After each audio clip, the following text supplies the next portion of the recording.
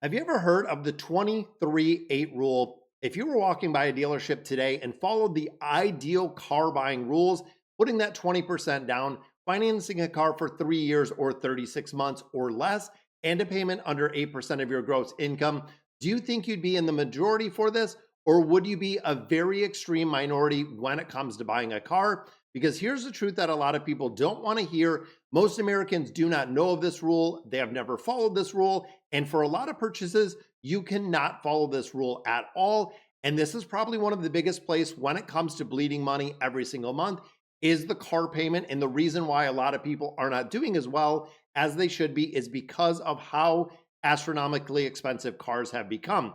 So in today's video, I want to break it down how Americans actually are buying cars.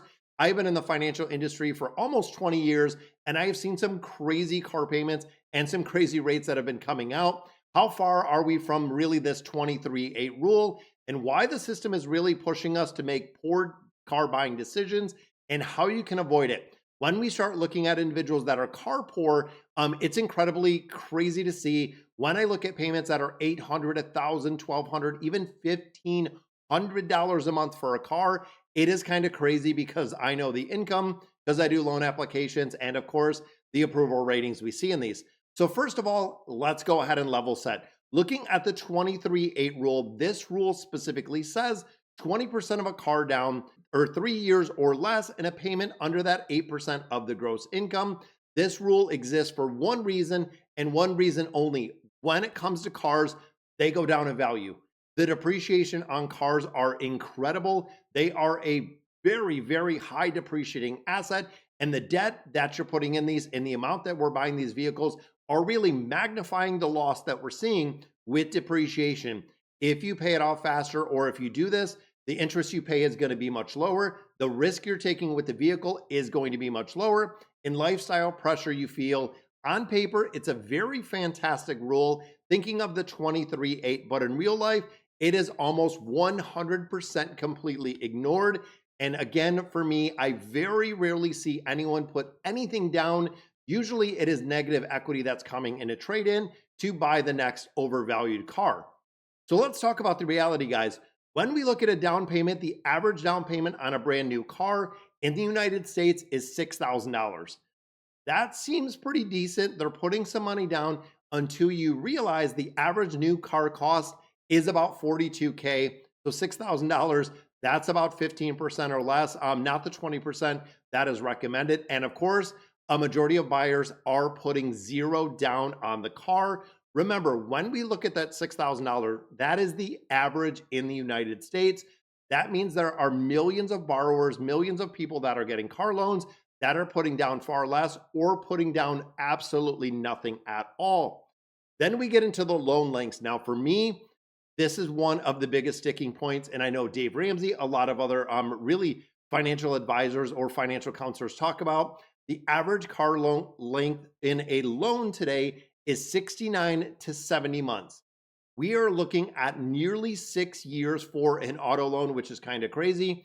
And the reason this is being extended is to get that lower monthly payment, which of course doesn't really take into account appreciation. If you're doing a loan for nearly 6 years, chances are the first couple years of that, you're going to be in negative equity position, which can be absolutely horrible. And of course, there are a growing number of buyers that are doing 7 years or 84 months. And around here where I live in Michigan, we actually have a couple credit unions, a couple financial institutions that are now and have introduced in the entirety 96-month auto loans. Let that sink in for a minute. When we think of this rule, we're talking about 3 years or less. The reality is a majority of people are double that, looking at roughly 6 years, but we are seeing 7-year loans. We are even seeing 8-year loans on auto loans, which is kind of crazy. This is because, of course, vehicles are getting a lot more expensive. The longer loans make a very expensive car come into an affordable range for a lot of people. When we're looking at some of the cars that they're producing, you look at something like a Wagoneer that has a $100,000 price tag.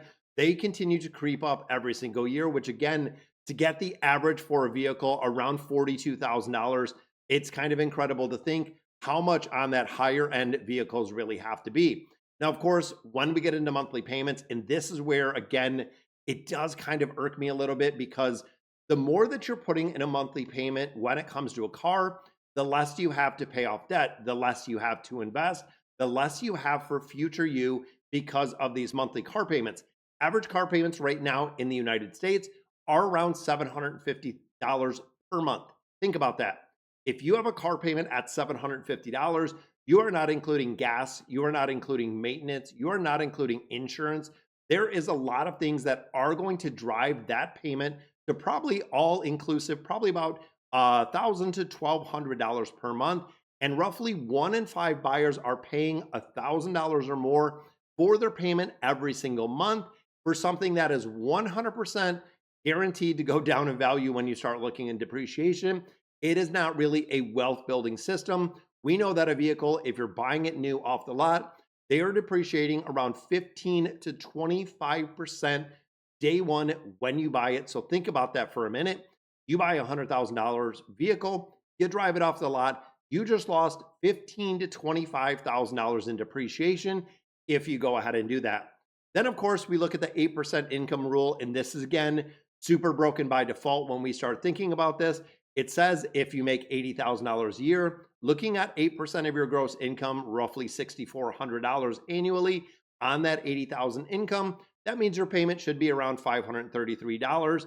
And of course, when we start looking at the average payment around $750, 8% rule not really applying to a lot of people because the average payment is much higher than that. If you're, and really unless you're someone making, 110,000, 120, 150, maybe even $200,000 to afford the payment, they are likely over the 8% rule because again, you put in insurance, you put in gas, you put in maintenance. When anything else really enters the picture, that means that when you look at household income, it starts to feel really broken even at a high income. That is where they're saying roughly 65% of people making over $100,000 a year are still living absolutely paycheck to paycheck, which again, in my opinion, is kind of crazy. Now, of course, with all this being said, let's be fair. Most people aren't reckless. They are really in a system when it comes to car buying that is completely stacked against them. So what is really happening? Number one, cars are more expensive than ever. Technology, safety features, inflation, even taxes have pushed the prices way up. Savings accounts are way down. A large portion of Americans are living paycheck to paycheck. They don't have enough disposable cash to actually put the 20% down. And dealerships are not selling cars. Think about this for a minute. Dealerships are not selling cars. They are selling the payment. That is it. If they have to extend the term to that 72 months, if they're going to 84 months, if they're going to 96 months, they're not asking how much you can afford, what kind of car can you afford, what kind of price tag are you looking at. They always ask, what can you afford in a monthly payment? And when you really stretch the loan for a long enough term, almost anything looks affordable and they can get you into that vehicle. Because of course, when you start looking at this, if you can extend it a $100,000 vehicle to a 96 month, possibly putting something in their price range. Now, of course, when you break any of these rules, there are consequences, just like we have always been taught. You will stay upside down for an incredible amount of time, much longer. The depreciation will be in there. You could be trapped into that high value car if your income does drop. This delays investing. This delays wealth building. That is the big reason why I wanted to cover this. When you normalize and looking at a $650 to $1,000 payment for a new vehicle, people are now saying that is the norm. And worst of all, we've trained ourselves in really thinking this is how life is. It's really how bad our financial system works when it comes to borrowing money for a vehicle. Now, of course, to say all of this, you don't need to be perfect when it comes to this, but you do need to have some boundaries. You might not be able to do the 23-8 rule, but you have to know exactly what you're looking for. If you can put 5%, 10, even 15% down, keeping your loan from 48 to 60 months, really making it affordable, you might have to settle for a lot less car or really be beneficial. And really, the future self is going to thank you. When a lot of people that I see doing loans do have student loans, they have credit card debt, they have a lot of additional debt outside of just needing an additional auto loan or really having that reliable transportation, take them from point A to point B. But honestly, guys, here is the bottom line. Most Americans are not bad with money. They are just really taught bad norms. Cars shouldn't be the support for your life and really support your life in general. They should not control it in its entirety. So if this video helped you at all and really had and changed the approach to car buying, hit the like button, subscribe to the channel, share it with someone who is going to walk into the dealership and who's looking to buy a new car. Because of course, if you make one very smart decision when it comes to purchasing a new car, you can actually save tens of thousands of dollars over your lifetime when you start looking at the sheer cost. Me personally, it is used vehicles. We buy gently used, as we call them, roughly 2 years old. The price tag is usually about 30 to 40% less than buying them brand new, even if they have 10 or 15,000 miles. Still get a factory warranty, still get a dealership warranty, and you are paying exponentially less than paying the full price for a brand new car. So again, guys, if this video helped you at all, definitely hit that like button, subscribe to the channel, and I'll catch you in the next video.